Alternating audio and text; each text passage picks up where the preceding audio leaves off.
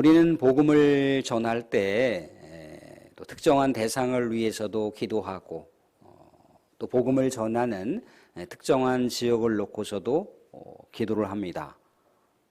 그리고 그 영혼들에게 복음을 전하기 위하여 사람들을 만나죠. 그 대상자들을 만납니다. 그 대상자들을 만날 때 참 사모하는 마음으로 구원 역사가 이루어지는 그런 간절한 바람과 소망을 가지고 또 열정을 가지고 복음을 전하는 거죠.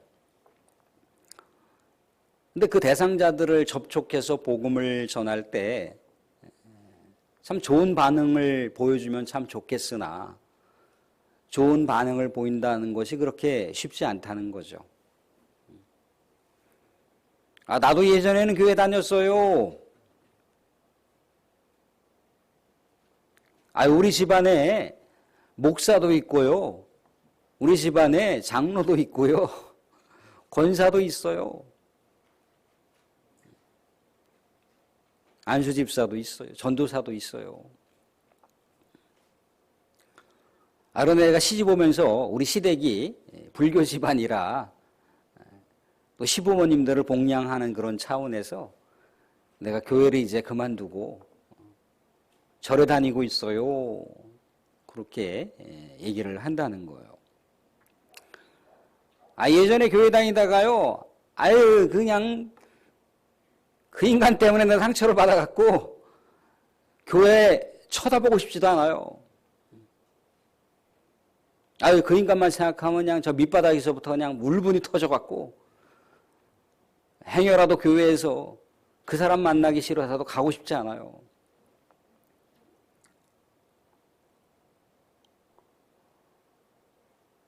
그래도 또 그 사람만 있는 게 아니라 좋은 사람도 많이 있잖아요. 그 사람이 교회 다니는데 볼장 다 본 거지 뭘.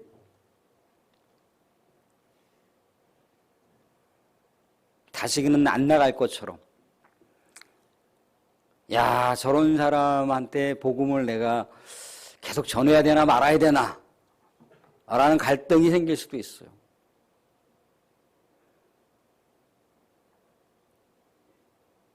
전에 저도 직장 고객 중에 한 분이 자기 남편이 시한부 인생을 사는데 자기 집에 와서 예수를 믿게 하고 천국을 갔으면 좋겠다라고 그렇게 말씀을 하시는 거예요. 저는 그때 신학교 다닐 때도 아니었습니다. 대학교 졸업해서 이제 막 그 27, 6살, 7살 때 이제 막 첫 직장 생활하고 막 이제 그럴 때인데 그렇게 이제 얘기를 하시는 거예요. 좀 당혹스럽긴 했으나 고객을 유치한다라고 하는 차원으로 이제 그분의 집에 가서 복음을 전하는 거예요. 처음에는 뭔가 받아들일 것처럼 반응을 하셔서 기분이 굉장히 이렇게 들떴어요. 행복했어요. 다음에 또 오겠다고 하고 이제 기쁜 마음으로 어떻게 하면 더 복음을 잘 전할 수 있을까? 어떻게 하면 저분이 예수님을 영접하고 또 시한부 인생이지만 한두 번은 교회에 가서 그렇게 마지막 인생을 잘 정돈했으면 좋겠다라고 하는 그런 마음도 있었고 그랬어요. 그 다음에 이제 또 갔습니다. 갔더니 막 쌍욕을 해가면서 막 멱살을 막 잡아 끌고 막 생 난리를 치는 거예요. 얼마나 당혹스럽겠습니까? 26, 7은 얼마나 그 혈기가 넘쳤겠어요. 그냥 매다 꽂아버려도 되는 그 저기죠.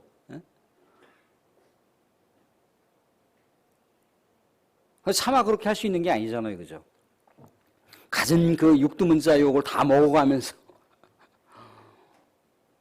그래도 예수 믿으십시오. 예수 믿으십시오. 예수 옛자를 꺼냈다가는 아주 난리가 나겠는 거예요.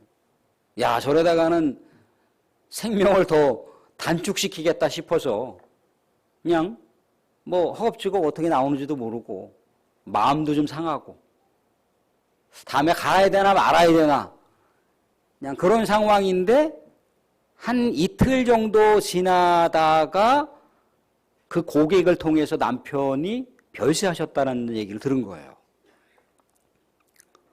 그 순간 어떤 마음이 들었겠습니까?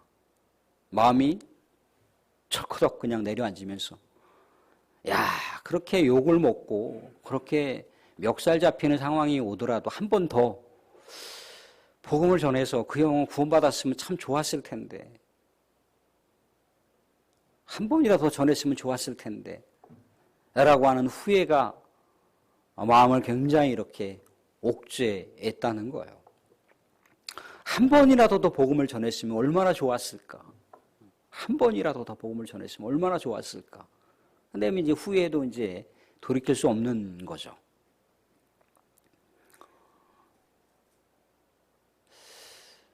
우리도 그럴 수 있다는 거예요. 복음을 전하는데 뭐 갖은 정죄를 당할 수도 있고 비방을 당할 수도 있고 욕을 먹을 수도 있고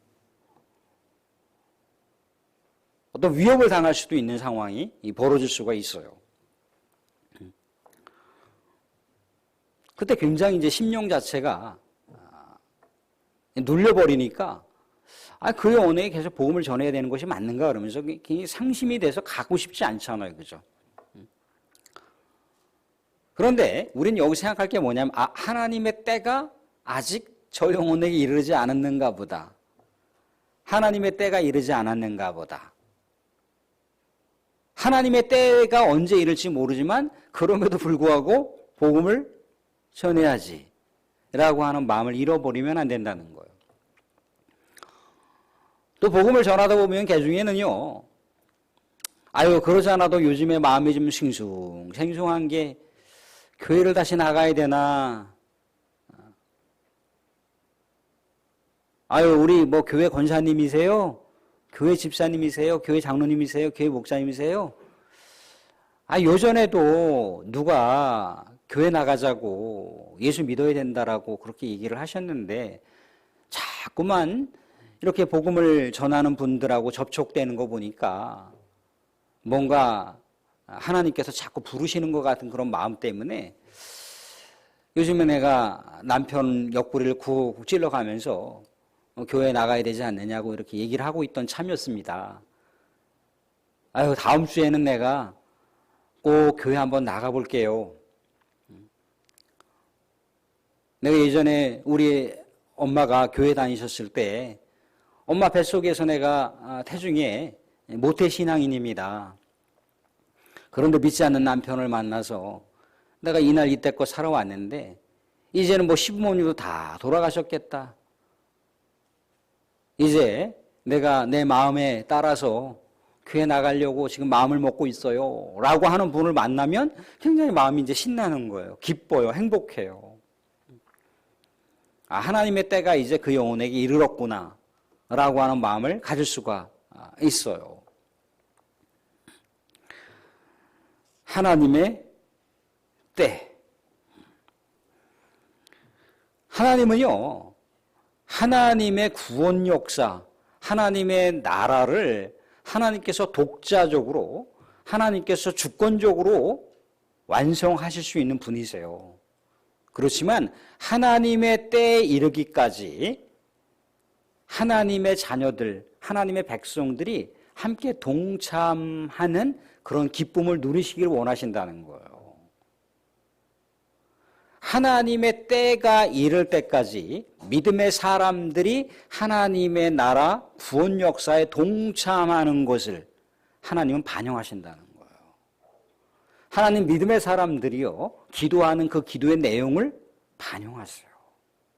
그걸 기뻐하신다는 거예요. 하나님께서 왜 이전에 수많은 선지자들을 보내신 이유가 뭡니까? 또 우리들보다 앞서 12제자를 준비하셔서 주님께서 그들을 파송하셨고 성령께서 물론 그들 가운데 동참하셨지만 또한 70인 제자뿐만 아니라 수많은 믿음의 여성 제자단들을 우리 주님께서 준비하셨다 파송하신 이유가 뭐겠어요? 그게 하나님의 기쁨 가운데, 하나님의 구원 역사 가운데 동참한다는 거예요. 하나님은 그걸 반영하신다는 거죠. 사랑하는 사람들, 우리 하나님의 구원의 때 우리가 다 헤아릴 수는 없지만 구원의 때, 우리 하나님 나라 역사의 때 우리 사랑하는 성도들의 복음전도와 복음전도를 향한 기도를 우리 하나님께서 반드시 반영하신다라고 하는 것을 믿음으로 고백하실 수 있기를 바랍니다. 오늘 우리는 두 내용의 본문을 볼 수가 있어요. 하나는 마가복음에 대한 내용이고 하나는 요한복음의 내용인데, 마가복음에 대한 내용은 하나님께서 하나님의 나라를 주도적으로, 주체적으로 이끌어 가신다라고 하는 내용입니다. 요한복음은요, 하나님의 자녀들이 하나님의 구원 역사의 열매를 함께 기뻐할 수 있는 그런 놀라운 은혜의 사건들이 반영되어 있는 내용이에요. 마가복음의 내용을 보시게 되면은 뭔가 인간의 주체적인 활동이 나와 있지 않습니다. 다만 하나님의 주체적인 활동이 나와요. 스스로 자라나는 씨앗에 대한, 스스로 자라나는 씨의 열매에 대한 내용이라는 겁니다. 말씀을 먼저 보시면 마가복음 말씀 가운데 이런 이야기들을 볼 수가 있습니다. 26절 보시면 또 이르시되 하나님의 나라는 사람이 씨를 땅에 뿌림과 같으니, 하나님의 나라는 사람이 씨를 땅에 뿌린 것 같다. 비유의 말씀이죠. 비유의 말씀. 근데 이 하나님의 나라를 비유하는 이 복음의 씨앗이 언제 어떻게 자라는지는 몰라요. 그렇지만 분명한 것은 뭐냐면 씨가 심겨져서 싹이 나고 싹이 이제 줄기를 내고 그 줄기가 또한 꽃을 피우고 열매를 맺는다라고 하는 그 과정의 내용들은 반드시 일어난다는 거예요. 씨가 뿌려지면 반드시 열매를 맺는다라고 하는 것을 보여주고 있는 거예요.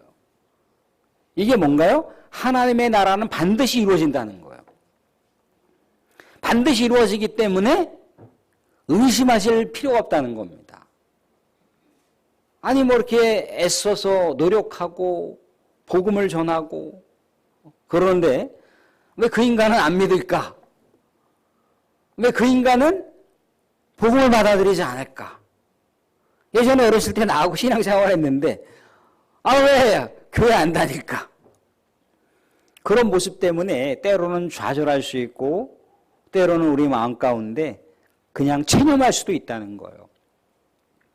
그런데 하나님의 나라의 씨앗, 하나님의 나라는 반드시 이루어진다는 거예요. 그래서 의심하지 말라는 거예요. 그래서 계속해서 기대하라는 거예요. 계속해서 소망을 갖고 우리 하나님 나라의 비전을 가지고 나아가라고 하는 말씀을 해주고 있어요. 절대 포기하지 말라는 거죠. 뒤집어 얘기하면 하나님의 나라는 반드시 완성되기 때문에 그 어떤 것으로도 막을 수 없다라고 하는 것을 얘기해 주고 있어요. 왜곡할 수 있는 건 뭡니까? 아니 그러면 하나님의 나라, 하나님 영혼 구원의 역사는 하나님께서 알아서 하시는 거지 뭐 굳이 우리가 해본들, 해봐야 하나님이 알아서 하신다며 굳이 인간의 노력과 인간의 열심과 인간의 복음 증거와 인간의 기도가 도대체 어떤 보탬이 된다고? 하나님 아버지께서 알아서 하시는 건데. 서두에서 말씀드렸죠?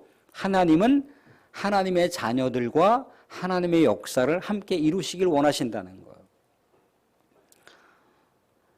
사랑하는 자녀들이 이제 뭐 고등학교를 졸업하고 이제 20살이 넘어가고 조금 이제 가정에 대해서 충분히 이해할 만한 나이가 되었어요. 그래서 가정에 큰일이 생겼습니다. 부모 입장에서도 큰일이에요.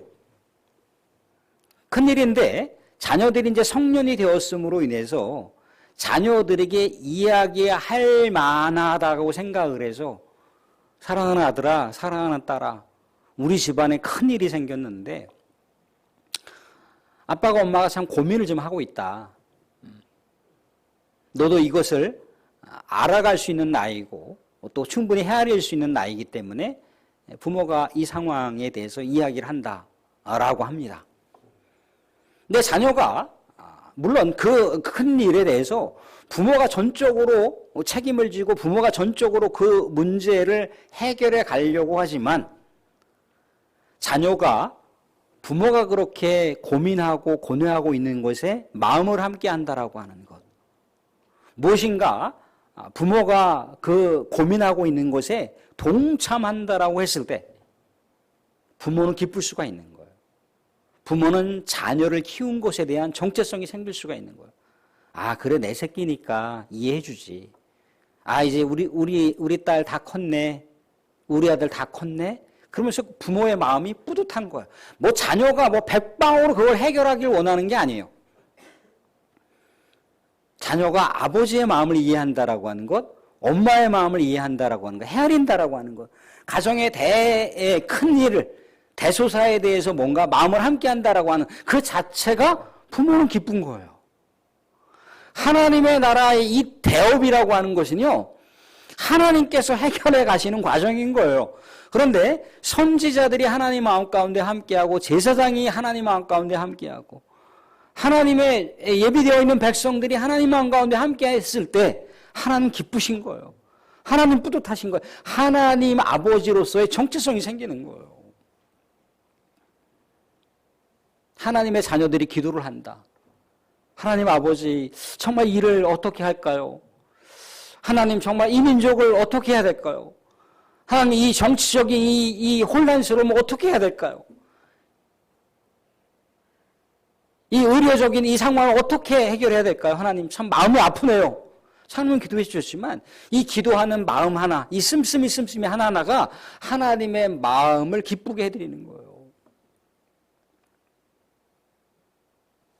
그래서 우리가 영혼군을 바라보면서 기도한다는 것, 영혼군을 위해서 복음을 전하는 것, 그것은 하나님의 역사와 하나님의 때에 반영될 수 있는 모든 상황이라는 거예요. 그러니까 우리가 복음을 전하는 것, 기도하는 것에 자부심을 느껴야 된다는 거예요. 자부심. 자부심을 잃어버리면 안 돼요. 내가 뭐 복음을 전해서. 아유, 그 인간 바늘을 찌르도 피 한 방울 안 나올 인간인데 뭔 복음. 기대하시고 포기하지 마시기 바랍니다. 하나님은 또한 그 동참할 수 있는 기쁨을 우리 믿음의 사람들에게도 남겨놓으셨다는 거예요. 오늘 요한복음 말씀을 보시면 어떤 말씀을 볼 수가 있습니까? 요한복음 쭉 한번 펼쳐봐 주실래요?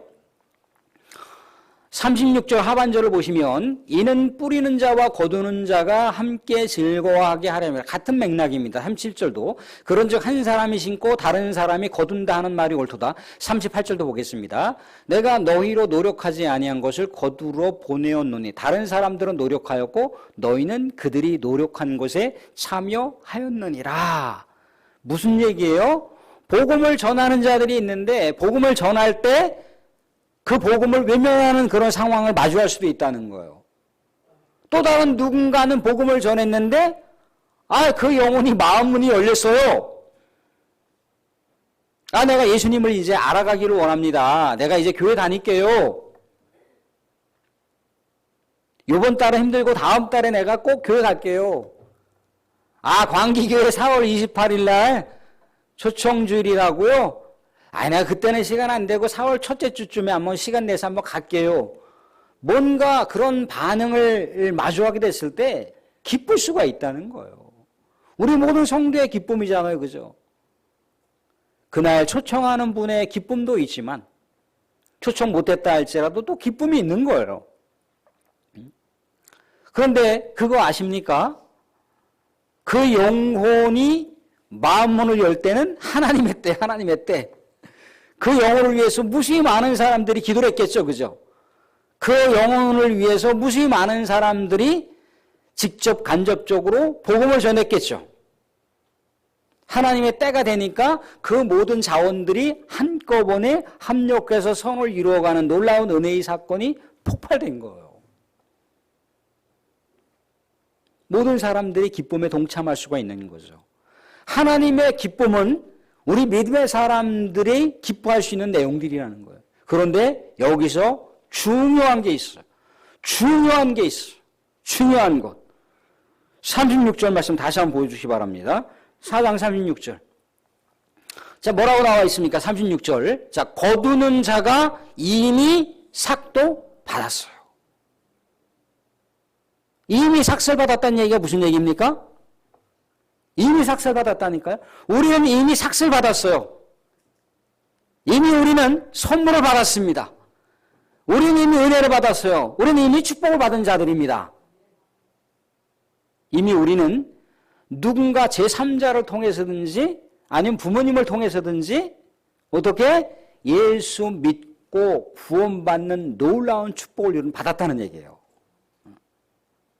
그래서 우리가 복음을 전하는 것은 막연하게 의무적으로다가 복음을 전하는 게 아니라 빚을 갚는 거예요.